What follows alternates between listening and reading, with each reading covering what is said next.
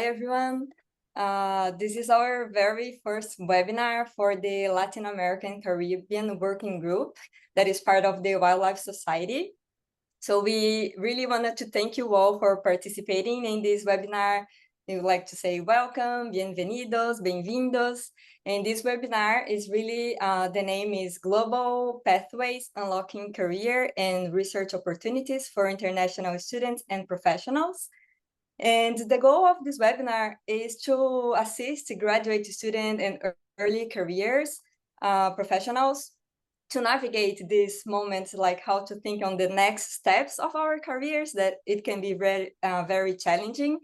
So for that, we would like to share the experiences of three amazing professionals that I will talk about them a little bit in a moment. And I hope you all enjoy and learn and take advantage of this webinar. So thank you all for being here today. And before we get started, I just wanted to introduce myself. My name is Ana Meiga. I am a Brazilian biologist, and I am a PhD candidate in interdisciplinary ecology here at the University of Florida. And I am also the Brazilian representative for the Latin America and Caribbean Working Group. And now I would like to share the word to Carlos, who is our interim chair for the group, so he can introduce himself and a little bit about our group. Bienvenidos, my name is Carlos Hinojosa. I am a senior at Virginia Tech, and I'm the interim chair of the Latin American Working Group. Also joining us and some other members of the Latin American and Caribbean Working Group includes my lovely Vice President, Victoria Aguilar, my amazing Secretary, Elizabeth Painter, and then the amazing other engagement chairs, including Stephanie Singh for the Caribbean, Mahin Oyevides for Mexico, and Jose Gabriel Martinez Rodriguez from Central America. We are all on the board of the Latin American and Working Group, and I can give you a little more info about what that is. This working group was created to be a space where individuals related to the region could collaborate and support each other. Being that Latin America is very diverse, we wanted it to be open to all people who are interested in the region, but we are focusing on three main core demographics. That includes international members from Latin America or in Latin America who are interested in the society, US and Canadian members who are conducting research in Latin America who might not be from the region, and then people like me who are American-born Latinos who are really interested in meeting other professionals from the region, and overall just really want to help contribute to the science going on there. To all of you guys who are joining, feel free to join our free newsletter so that you can get updates about future webinars and other things that are going on. In the future, we might be even able to help out with membership fees for the Wildlife Society and other things like that. And overall, if you wanted to get involved with the working group further, even like if you wanted to join chapters in your region or create chapters, we could begin discussions about that as well. And I want to pass it back, I think, on to Ana, who is doing an amazing job and was the main organizer for this webinar. Awesome. Thank you so much, Carlos. Yeah, and the main goals of this webinar is really to learn more about research, about how to navigate career path and the challenges that we can find and face during the career and how to succeed. So the way we will do the webinar, we will have three guest speakers talking, and all of the questions you can start typing in the Q&A, and then we will have a time at the end to answer all of your questions. So anytime that you have a question, you can type on the Q&A or in the chat. And we are very pleased, I am very pleased to introduce you these three panelists that I personally admire them a lot. So we have today Dr. Fernanda Teixeira, Dr. Paula Priesti, and Dr. Sebas Boteiro. I will give a short introduction about them, and then I will leave it open for them to introduce themselves in more detail and share about their experiences. So Dr. Fernanda Teixeira, she's a conservation biologist with master's and PhD in ecology from the Federal University of Rio Grande do Sul in Brazil. And now she works for the Center for Large Landscapes Conservation as a linear infrastructure ecology advisor. And we also have with us Dr. Paula Priesti, who is a biologist with master's, PhD, and postdoc in landscape ecology from the University of São Paulo, also from Brazil. And she's the senior program coordinator for Forest and Grassland Unit at the IUCN. And we also have with us today Dr. Sebas Botero, who is a biologist from Colombia. He has a bachelor degree from Universidad de Antioquia in Colombia and a PhD in biology from University of Nebraska-Lincoln. And he is a postdoc in wildlife ecology and conservation at the University of Florida. So now I will open the floor to Fernanda to share her experiences, and then we will go after to Paula and then Sebas. And welcome, and thank you so much for taking the time to be here with us today. Hello, everyone. First, I'd like to thank Anna and everyone organizing the webinar for the invitation. I was flattered, and it was unexpected to be considered a successful professional. Like, am I a good example? I don't know. But it's really it's an honor to be here, and I'm happy to share part of my experience and learn from the others. So I'm Brazilian.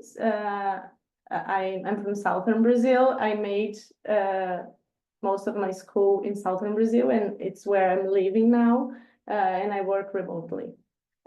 So I'm working in a US-based nonprofit organization, which is the Center for Large Landscape Conservation, that works with ecological connectivity and conservation at large landscapes. And I've been mostly most of my career, I've been working at the university, and this was a recent change in my life to work in a nonprofit as my major, like my main work. I have always been involved in nonprofit work, but not as my main and like my whole and my work. And so I made this change in this last year, and I'm really happy with the way things are going. So I did my undergrad in southern Brazil in biology, and then I did my master's and PhD in ecology also in Brazil. But I was always very focused on traveling because I really love to travel. So maybe that's why I'm doing what I do right now, because I was always looking for excuses to travel. And I remember saying to my supervisor when I decided to do my PhD that I was going to do a PhD to travel. And not that I was not interested in science. I was really interested. I like have curiosity, had questions for my PhD, but I also had this personal plan of traveling. And I do believe that this is partially why I built a large network of people that I know in different countries, because I was always looking to opportunities to go to conferences. So any conference that was so it was like, there's a conference in South Africa, I have to go. So I was always looking to those opportunities and trying to meet new people and engage in different networks. And so while I was doing my PhD, this is when I started to have these opportunities to travel more and to get financial support for traveling, because this is also a very privileged opportunity to be able to travel to conferences in different continents. And that's when I started to knowing more people and researchers from different universities, from different countries that were working with similar questions. So the main subject of my research has been always the impacts of linear infrastructure on wildlife. So I've been working with the impacts of roads, railways, fencing on animals. So on animal mortality, on animal movement. And because of these, I started to know, because of these travels, I started to know people from different universities and started to discuss with them ideas, and then started to be invited to engage in a research project. So many of it without field work. Like I was not doing field work in different countries in most of my collaborations, but I was exchanging ideas, sending data, discussing, like doing analysis, and a lot of online meetings. And with these, I believe that I built a very interesting network of people that I like and that I engage with. And based on this, I was able to build, so to have like publications and experience that made me reach where I am right now. And so last year I saw this opportunity of applying to a global position in the Center for Large Landscape Conservation to run and build the linear infrastructure ecology program for them. And so they were looking for someone, so they were looking for a researcher that was working with linear infrastructure, but also someone that had involvement in policy development and involvement in capacity building. And while I was at the university doing my master and even like my undergrad and my PhD, I was always involved in these things because my main motivation to work with conservation was to work with people and try to make a difference. So I think I am a researcher, but not only a researcher. I was always interested in like knocking at the government's door and like discussing ideas, and so organizing workshops to discuss sampling protocols in environmental impact assessment, for example. So engaging with the government, or working on environmental education with communities, or working with courses to train people to do better studies, and so on. So I had this splitted involvement in different areas. And because of that, like this job opportunity was a nice fit for what I'd like to do, because I would be able to do those different things. And so I'm working for CLLC since July last year. And it has been quite a change in terms of work environment from the university. So not in terms of the topics or type of work, but the type of environment from an academic setting to an NGO working with international projects and all the budgeting, administrative, how it's organized administratively. So I have been learning a lot on how to organize my time and how to work differently. And I'm really enjoying this new moment of my career. So Anna asked me to give an introduction about my career and what I'm working right now. So let's see if, and so from a linear perspective on what I did. So during my PhD, I focused a lot on like doing my thesis, but engaging with other people and building this collaborative network with other researchers. And then when I finished my PhD, I did a few postdocs.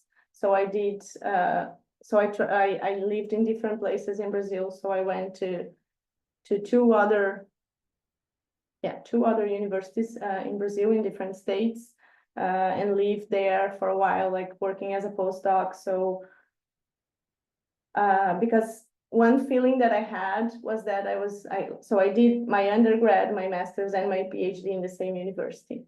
And during my PhD, I traveled to Canada, and I lived in Canada for a while following a program for internships during the PhD that the Brazilian government has. We call it sandwich PhD, because you start your PhD in Brazil and then you go abroad and then you come back and finish it. But it's a term that it's weird for people that are not Brazilians.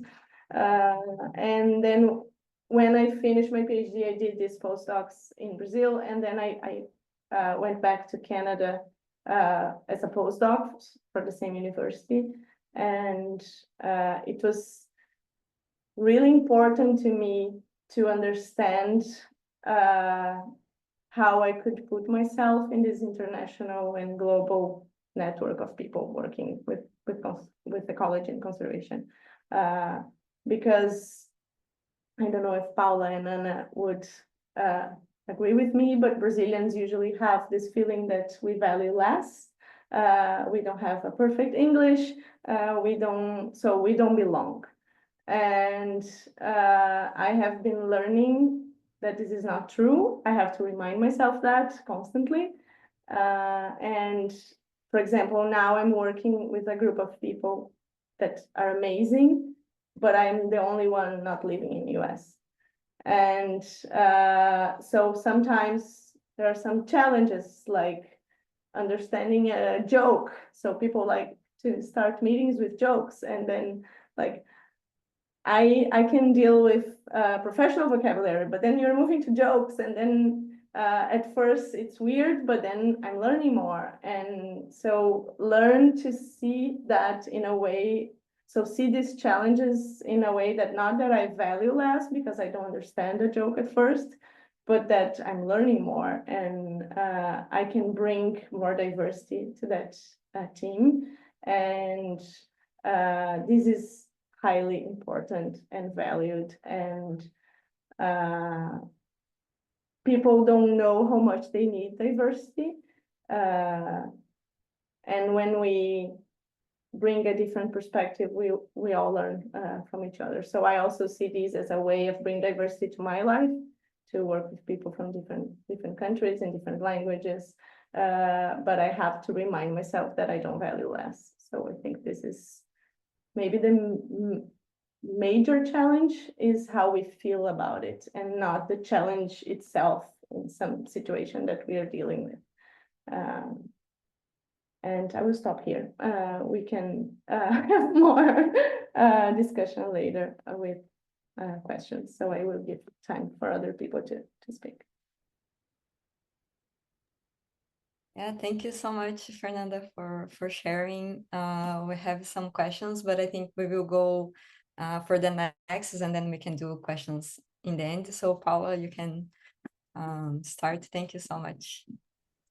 Thank you, Ana. So first, thank you for the invite. It was a pleasure to be here. And as Fernanda said, I don't consider myself a successful person in my career, but it's always good to think that someone thinks that way.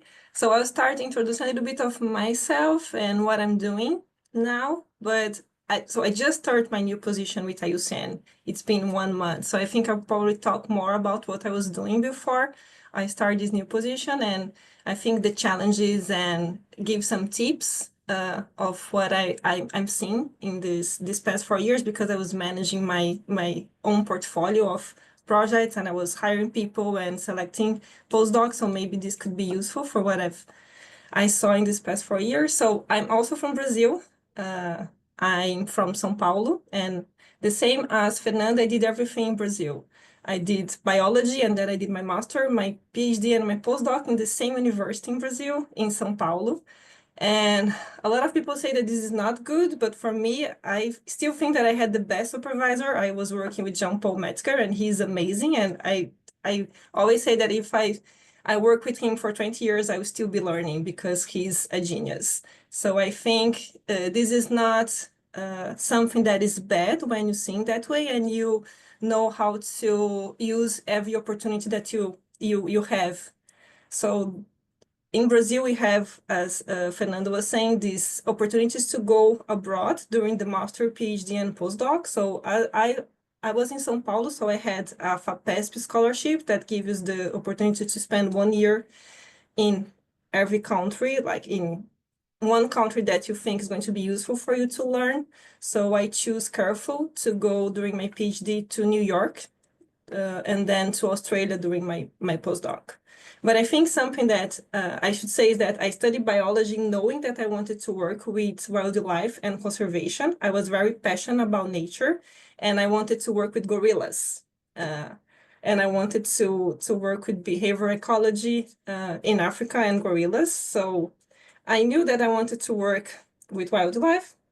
Gorillas was a very difficult topic to achieve if you are from Brazil. And I think the same as for other Latin America countries, we don't have these international programs. So when you go abroad and you start working in other countries, you see that everyone works abroad. So if you are in Colombia, for example, you have friends that are working all over the world. If you're in Australia, the same. But in Brazil, it's always authentic forest, Amazon, Cerrado, Caatinga.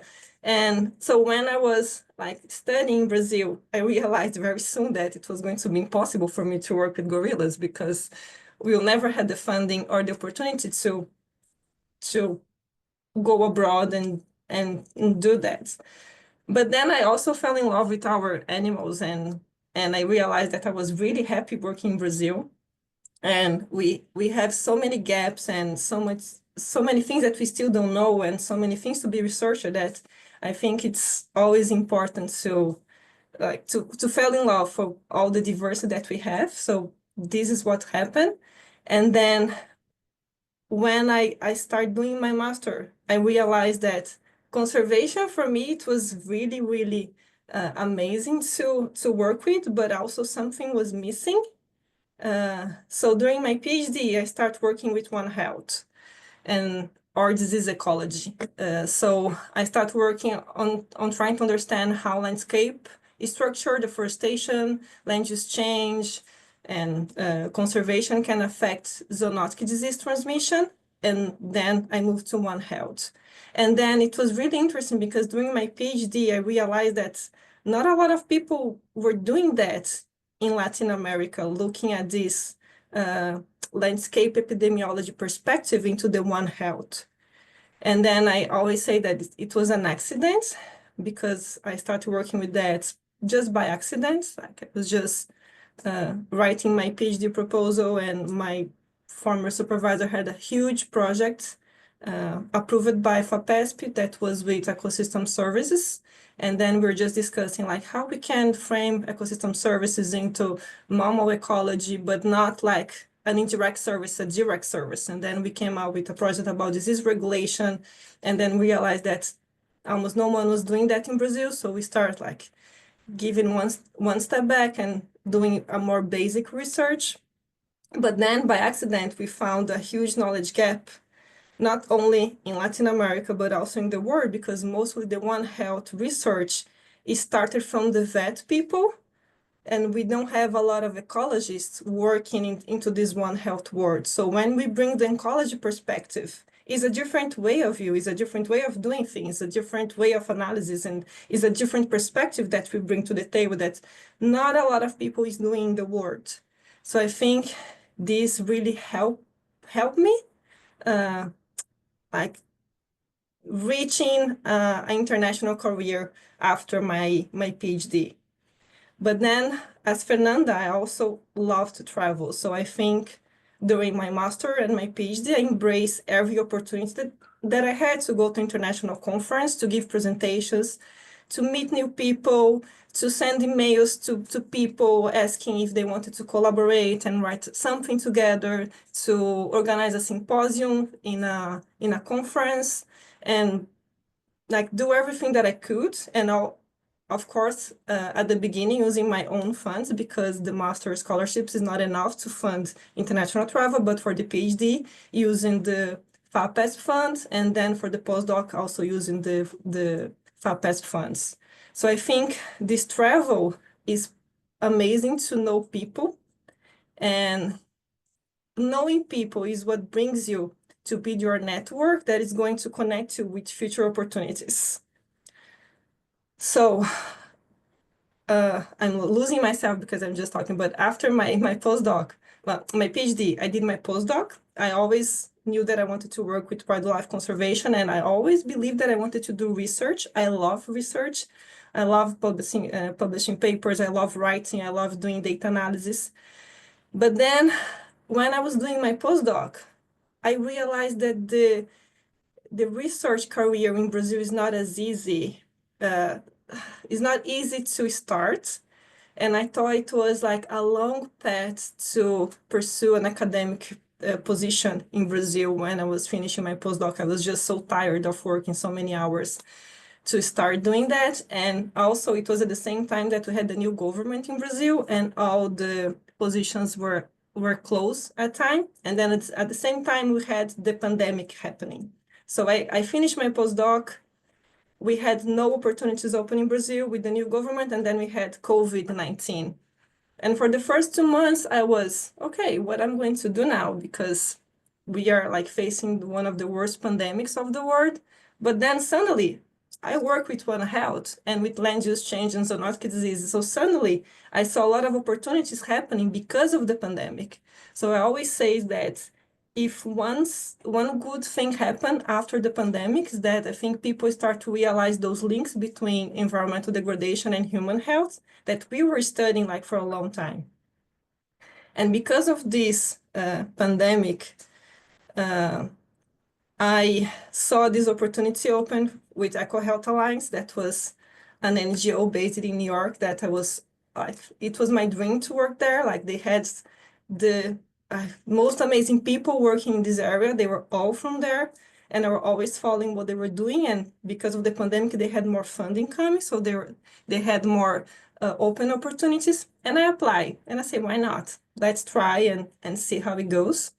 And I never thought that I was going to get this job. I think it's, as Fernanda said, we are from Latin America, at least, I don't know, I'm from Brazil. I always think that no one wants a Brazilian working for them because the English is not perfect. It's a different way of navigating things. And I don't know, I think we have this imposter syndrome, like a really high, a huge imposter syndrome. So I applied and I forgot about that. And then 3 months later, I got the job and I was, oh my God, now I need to move to New York. So I moved to New York and I start a position with EcoHealth as a research scientist. And in 6 months, my boss left the organization and suddenly I was managing his portfolio. And I was, because it's an NGO, you need to bring funds and you need to bring money. So suddenly in 6 months, I was in a new country that I didn't know how to navigate. Working for an NGO, that was something new for me too, because I was always working in this academic background and I need to bring money and manage my own team. And then it was like so funny because I still have my house in Brazil because I was telling to my husband, I'm sure they're going to realize that they made the wrong choice and they should never ever hire me. And even like now in this like senior position and I don't know what I'm doing. So I still have my house in Brazil. I said, I'm going to keep everything in Brazil. If they realize they don't want the Brazilian, I can always come back. But then everything worked, like it was great. And then of course, a lot of work and a lot of learning of how to navigate this new environment.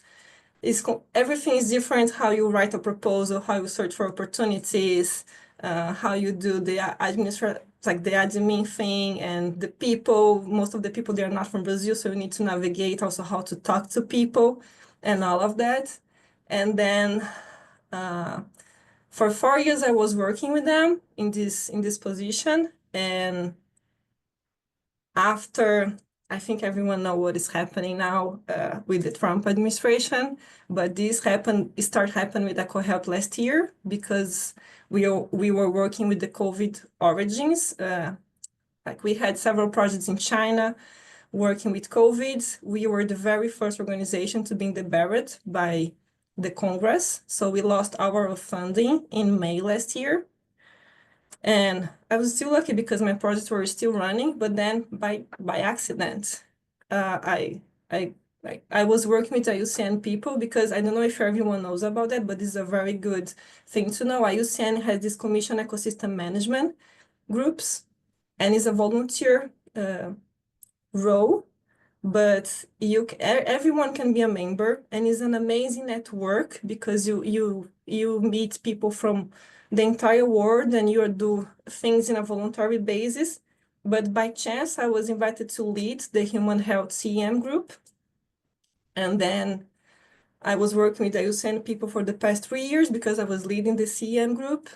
And then when all this happened with EcoHealth, the IUCN based in DC had an open position for a senior program coordinator for the forest and grasslands teams. And then they say, oh, you would be perfect for the position. Why don't you try? And I said, okay, why not? So now I'm here. And now my role is very much what I was doing for EcoHealth, but much more policy level. So I think now is another like layer of learning again, how to navigate in this policy world is another language.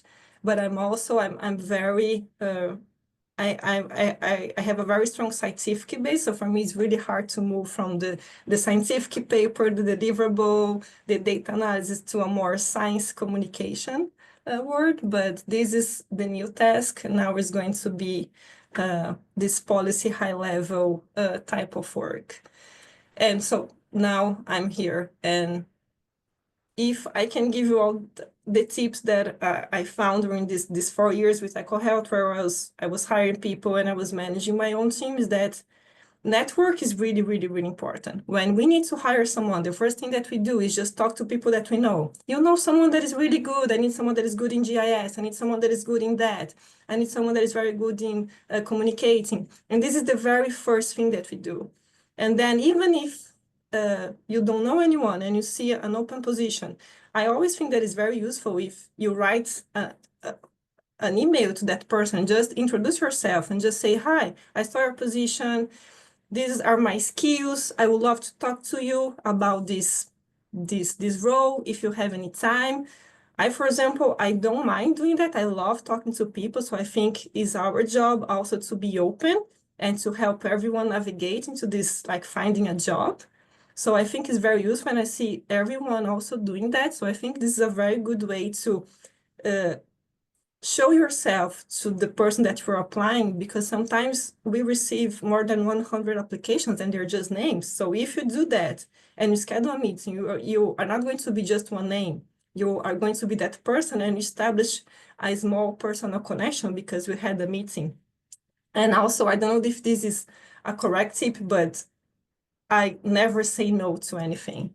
So do you want to do something volunteer? If I think it's cool, yes. And I will work from midnight to 6 a.m. because I will be happy doing that. But this is how you meet people, and this is how you show what you can do, and this becomes new opportunities into the future. So I will always say, just embrace every opportunity that you have, because this is going to bring something to you into the future. And I think this is something that I learned. And I also try to open all the opportunities that I have to my postdocs and my PhDs, and sometimes they don't embrace. And I just feel very sad because I think they're losing the opportunities, because sometimes it's so hard to be in those environments with a lot of people from like everywhere. And sometimes we don't have this in Brazil. So sometimes when you do have this here in the US, it's so much easier to find people from all over the world and make this connection. So just embrace every opportunity that you have, because this is going to be something that can be really useful. And I think, yeah, I think I talked too much. I think that's it. That was awesome. Thank you so much, Paula, for sharing all the experience. And then now I will open to Sebas, and then after we can go to the questions. Thank you so much. Yeah, it was really, really good to listen now. Hello, everyone, and thank you very much for being here. And thank you to the Latin American and Caribbean Working Group for inviting me. I also was like happily surprised with the invitation. And that made me think a lot, like I am a good example, like for this, like what have I learned in my career path? So I want like to start mentioning that after thinking hard about what has worked for me in terms of looking for opportunities to advance my career outside my country, I think that there have been like 3 themes that recurrently have worked. Like the first one has been like to be passionate about like my theme of the area I work with, and use that passion like to advance my work and study and learn more, but also of this idea of being open, like to explore and to expand my interest into new areas. I think that has worked very well for me. Then also, besides like learning and working the science, I think it's important to gain skills and to become good and confident in certain methodological or technical skills. And I feel that that can open a lot of doors. And finally, I have also been very stubborn, and when I want like to get some opportunity, I knock as many doors as needed and get as many no's, as many negative answers as needed before I finally get one. So one positive answer. So to illustrate this, I will talk a little bit about my career path. I did my undergrad at the Universidad de Antioquia in Colombia, and from early in my career, I got interested in working with mammals and with mammals conservation and landscape ecology. And while I was at the university, I got involved with the research, with the mammalogy research group. And as Paula said, like I volunteered for every opportunity that there was available, for going to the field work or whatever, trying to go to as many conferences as my budget allowed me, but was like trying to do network and to learn as much as possible. And after I graduated, I wanted like to continue study. So I started looking for internships or courses. And I found I was very interested in landscape ecology and in the methods in GIS to apply it for wildlife conservation. And I found a course offered by the Smithsonian Conservation Institute, a 2-week course that seemed amazing and matched very well my interests. But at that time, like the cost was very expensive for me. Like it was prohibitively expensive for me to attend.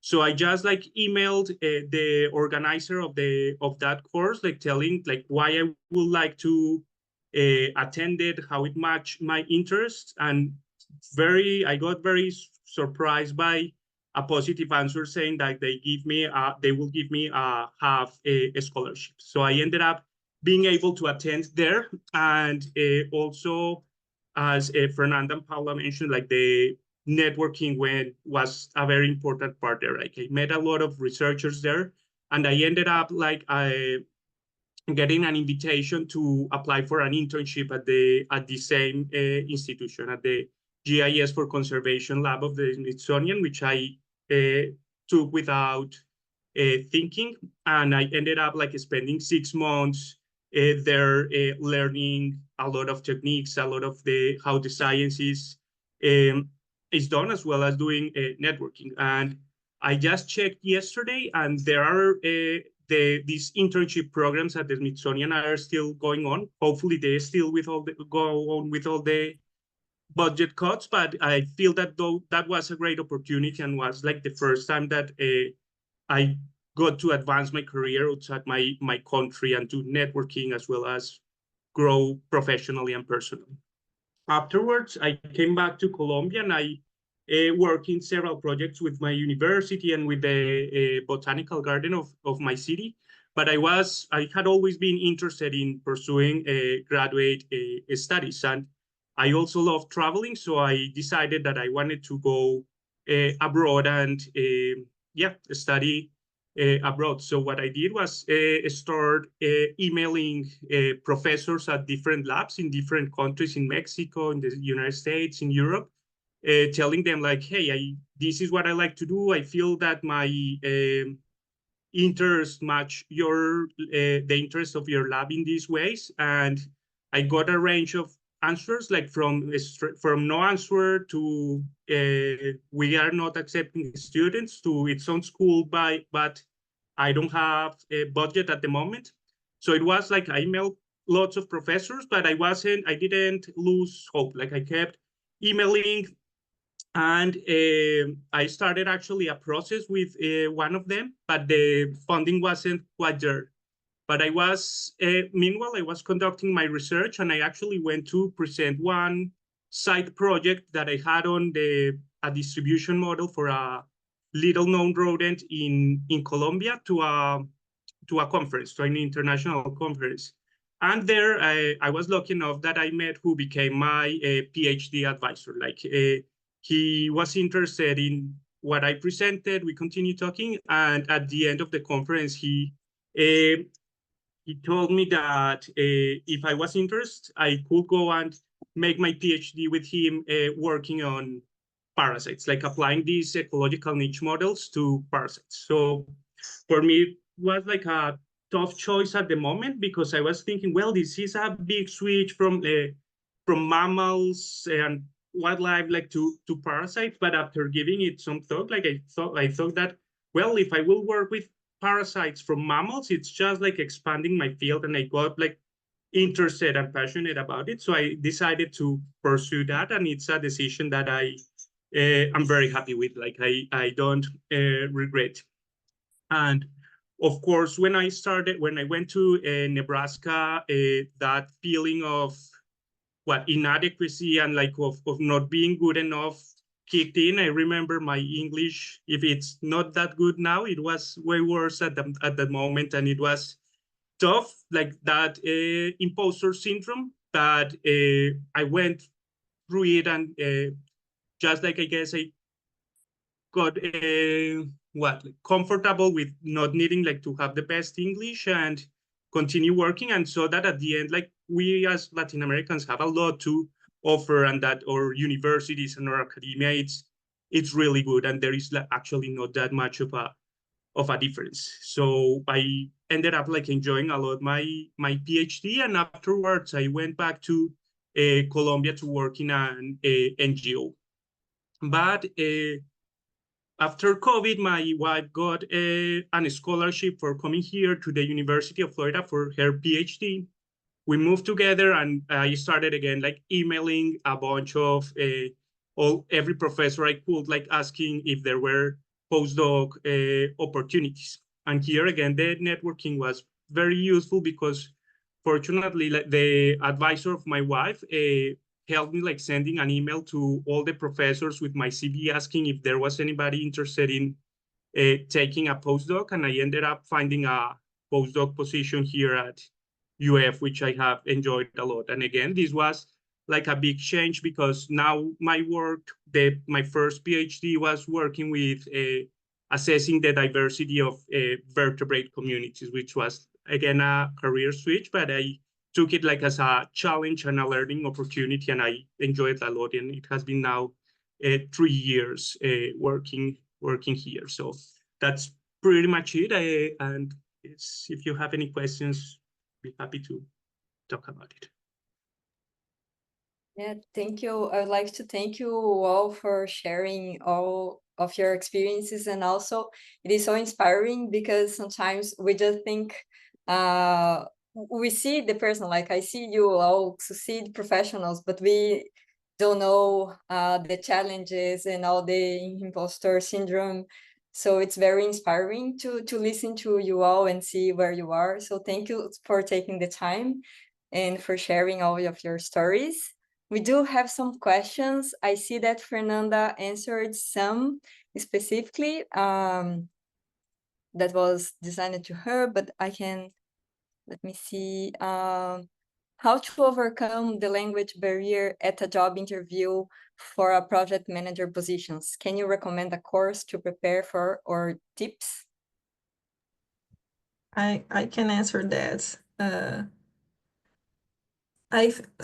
So I don't know. I think one, create a script of what you want to say and just practice a lot and a lot and a lot and a lot.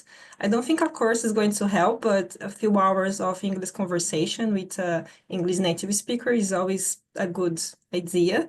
But I think just write every line of like what you want to say, and even the very basic, like my name is, I am from this country, and this is what I do, and just write and train a lot, because then you're going to see what works when you are talking and which words you have difficult in pronunciating. I think we all have this, so you can switch and then you can find the best words for you to use in that situation. So I would just say write a script and train a lot, and then just train when you are taking a shower, when you're driving, when you're eating. Just train, and then you're going to see that it's going to flow. Can I comment something? It's interesting to see that we all think we don't deserve to be here. and we are not good examples, although we are. And it's so at the same time, it's of course it's important to have humility and not put your feet on the door and think that you deserve everything. But we usually see the fact that English is not our first language as a problem. And actually, we should see it as an asset, because this means that we speak more than one language. And this means that our brain can think in different ways, because different language have different structures, and this means thinking in different ways. So you should not feel less because of your pronunciation. Of course, it's better to practice. It's important to improve the way we speak, the way we communicate, but it's important to think, to remind ourselves like that you are bringing an asset of a different culture, different language, and you can bring different things with this. And just one example, because I went to a meeting in Mongolia, and this was my first week of work, of this new work. And I was really concerned about speaking and communicating with people. And there were people from India, from Nepal, and from Mongolia, and from the United States in this meeting. And everyone had different accents. Everyone was communicating and understanding each other. And one time there was one person was like, sorry, I could not understand. And the person that was not being understood was a person from the United States.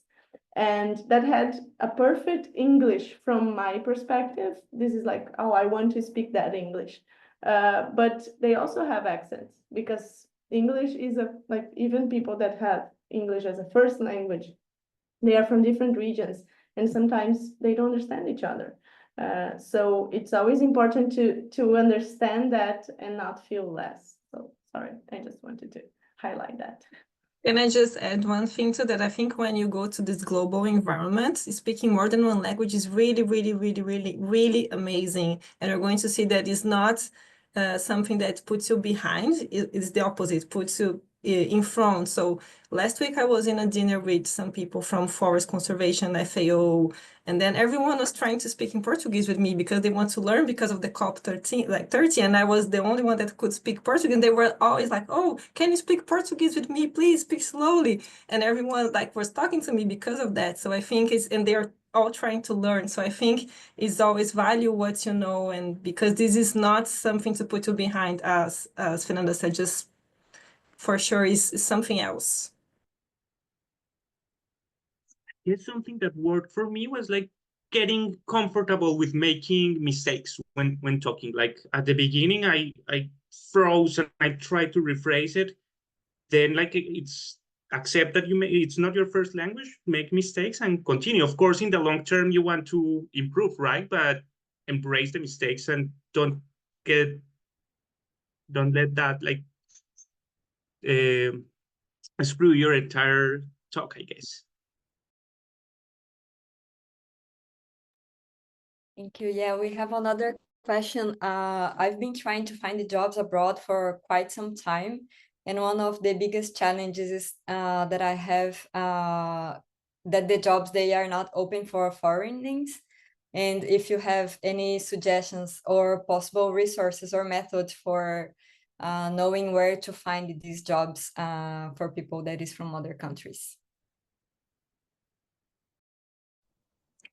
I can start. So what I'm seeing is that if you are looking for a job in an international organization that works at a global scale, it's going to be easier to find a position that doesn't require some specific nationality. So for example, in the US, the CDC only hires people from the US. But if you go to an NGO that works globally, they even prefer people from abroad because it brings other perspectives and sometimes other languages too, which is really important. So I think, I don't know where you are looking, but maybe just try to look for those international programs that are really broad and are working all over the globe. Maybe this is going to be easier.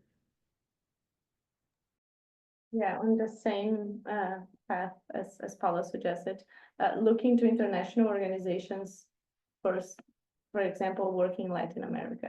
So you can go beyond your own country, but work regional, and then you have experience in Latin America, and then you can go globally, or you can start globally. But it's harder, and I imagine it will become harder to work in the US in the next years for foreigners. And so looking to put like this type of positions that like, oh, if you speak Spanish is really important. So you can communicate in English and Spanish, or you can communicate in English and Portuguese, and then work in different countries at a regional level to then go globally. It can be a way.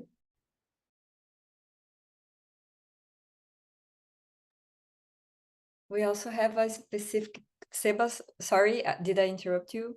No, okay. There is a question for more specifically for Fernanda that Vanya used to read a lot of your papers from ecology of roads and connectivity, and it was very helpful for her. And she's interested to know how was this transition for you, like from academia to practicing conservation? This is something that I was always interested in. So I was like always involved with local NGOs in Brazil, and I never saw only one career path that I wanted to be a university professor. That was a nice idea, but not the only one I was looking for. So that's why I was always involved in different types of work and initiatives. And So I think seeing these possibilities of different types of work, that you can be a researcher in a university, you can be a researcher in the government, you can be a researcher in an NGO, or you can work with policy, or you can work with capacity building, like science-based capacity building to like improve application of like scientific evidence in decision-making, for example. It is important to understand how different types of work and so like university, they will value more the number of papers you have published. But when you go to like have conference and you have a network, or you do you get involved in a working group from, so Paula gave this example as well, like doing like voluntary work in a network. So I forgot to mention this. I'm involved for a few years now in the Latin America Transport Working Group from the IUCN. And this was a way of like, that was not my goal when I started, like, oh, I want people to know me.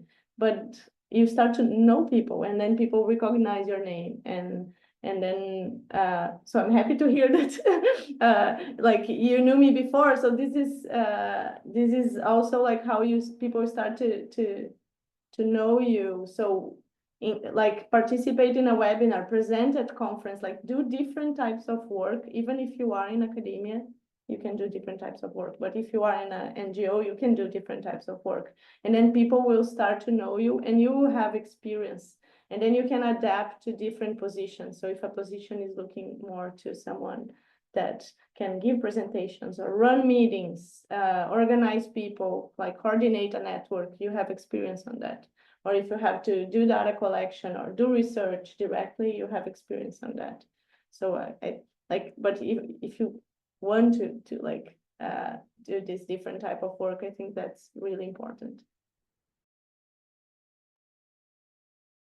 Have some more questions, but I will ask another one, and depending on the time, I will share the contacts, and then if people has additional questions, they can ask later to you, if that's fine. But there is one question here that Isabella is, thank you all for sharing your experience. That is very valuable for her to listen. And her question is, if you ever felt lost at any point of your careers, and if so, what advice could you give to find a way through?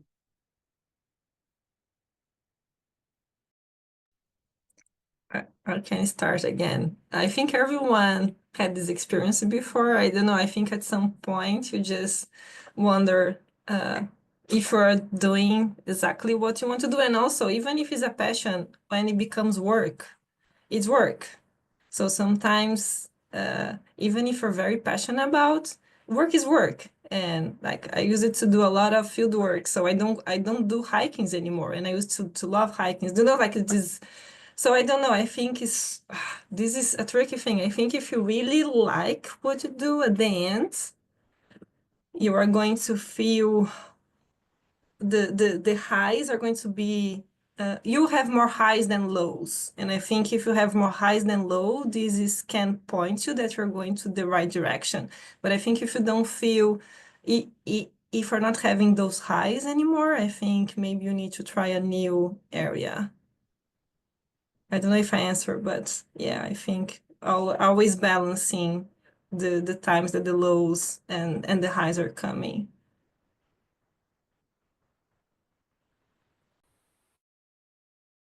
Yeah, that has happened to me also a lot. And for me, I think like, what else could I be doing? And like try to think if I will enjoy that more than what I'm doing now, or the opportunity that I may take, right? Like many times I have been like confounded, like with not knowing if like to exactly like if look for a job in the outside or if do my PhD in Colombia. But I always like try to picture myself and just think what I will enjoy more. I think that's not sure if that's a good advice, but that's how it works for me. And I also add that I think every position, every role is going to have a trade-off. So it's never going to be how we imagine, but I think if you picture if you know where you want to go, I think that makes it easier for you to understand if you are in the right path and if this is going to help you achieve your overall career goal into the future. So maybe this could be useful.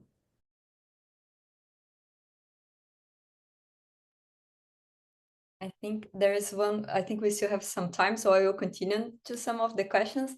There's one here that says, hello, I'm a native English speaker from the US, and I want to work internationally. And before this webinar, I didn't realize how stressful speaking English is for people who don't have it as their first language. And what can I do to make English second language speakers more comfortable? I can start. I think you can help them feel confident. Like that's the main thing. And so talk to them. There's no don'ts, but like help them feeling comfortable with their English. Not that the English has to be perfect. Like compliment them on speaking other languages. Like, oh, like say that you'd like to speak their own language. So because English is like the most valued language and for us, and sometimes we feel that our own language has less value. So I would say that's what I would say.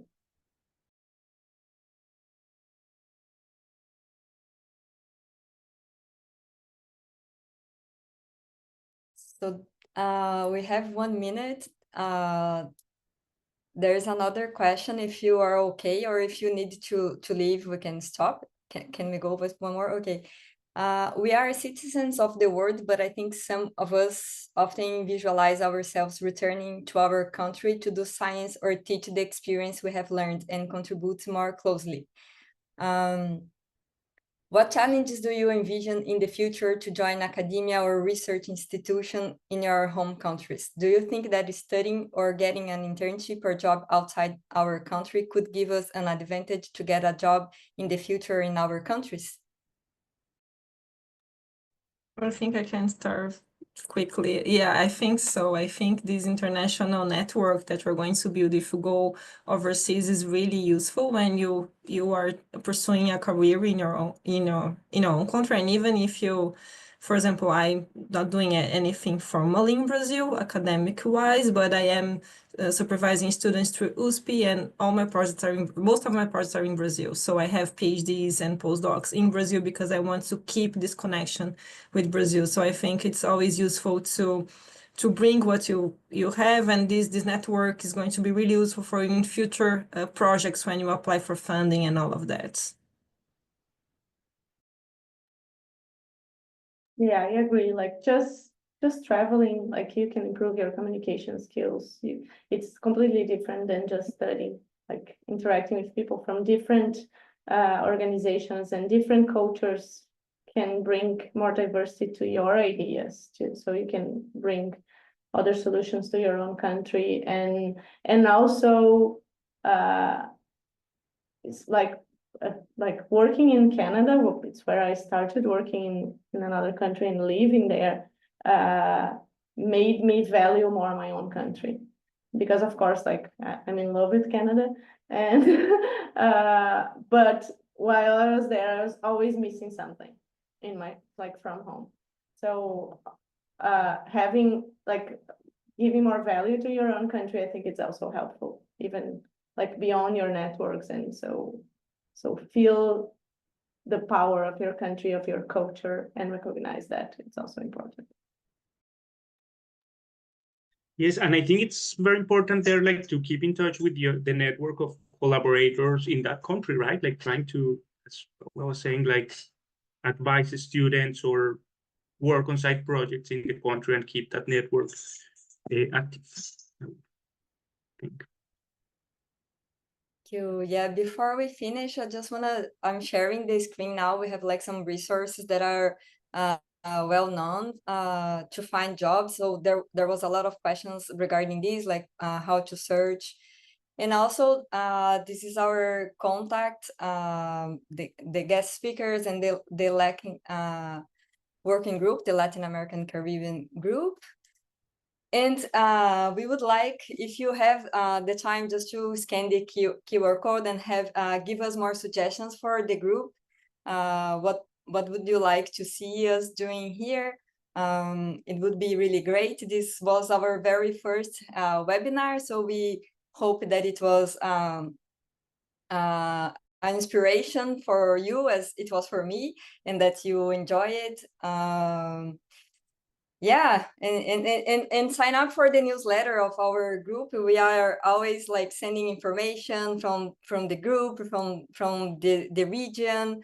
So if you want to learn more about the group and keep in touch and see what's coming next, it's just sign up and you receive all the information. And thank you so much for everyone who joined it, who stayed a little longer. And thank you so much for sharing, Fernanda, Paula, and Sebas. It was really amazing, very inspiring. And we really appreciate your time to be here today.